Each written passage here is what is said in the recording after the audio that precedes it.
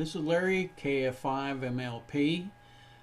Today I'm going to show my Wsjt-X settings for my Icom 7610.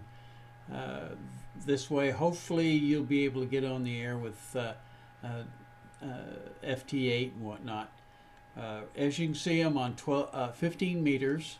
It is working, and we'll come down here to settings, and these are the various this is general, and in general I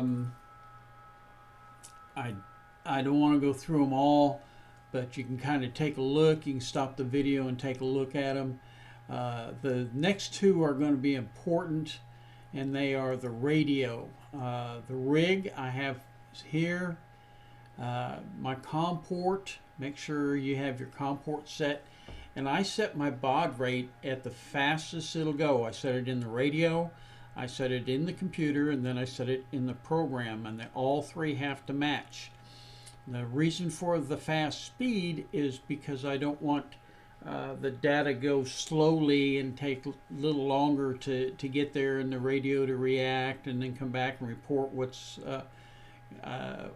it's doing.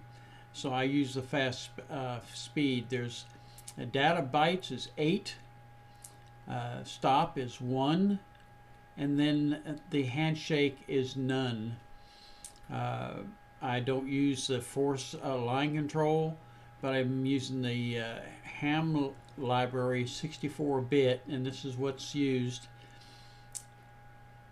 And then in the PTT method, I'm using CAT. When you use CAT, this port doesn't matter. And then same with transmit audio source. It's set for rear. Mode is USB. And for the rig, or for split operation, I'm using the rig. It'll report it. Now to test your setup, make sure it works, click test CAT. It should turn green. And then when you click test PTT, get your mouse over it, click on it, and watch the TX on your radio. Does it come on? If it does, uncheck it. And that way there, your radio's back into receive. Then for audio, I make sure that the input is my Icom 7610 or my Kodak. I've renamed mine so it'll show what the radio is, and then it says 2 USB audio Kodak, and the same thing with the output. This is the saved directory. You can save it wherever you want. I usually just let it save where it wants to in the default locations. Then I don't have problems looking for it again. The macros, I've just got one in there. Reporting, you can take a look at this. This is for logging, and this is for another call sign if it's different than from the operator itself.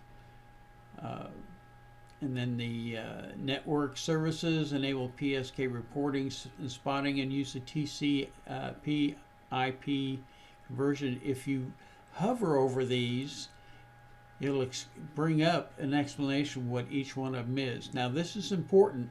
The UDP server, this is important.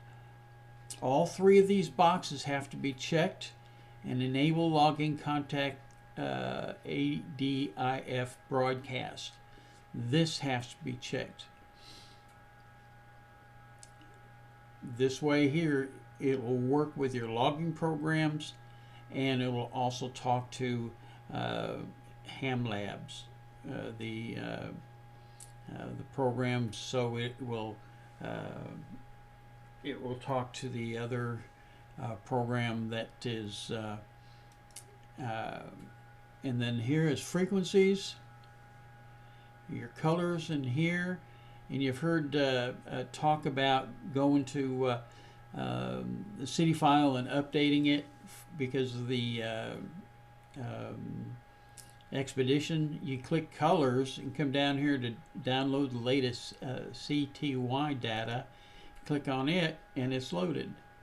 Now, when you reboot, it will bring up the latest. There is my advanced settings, my alerts,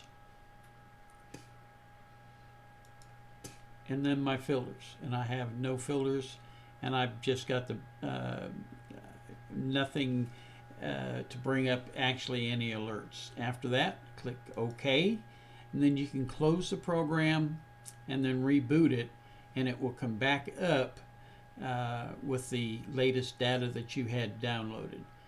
If you enjoyed this video, like my channel. This is Larry, KF5 MLP.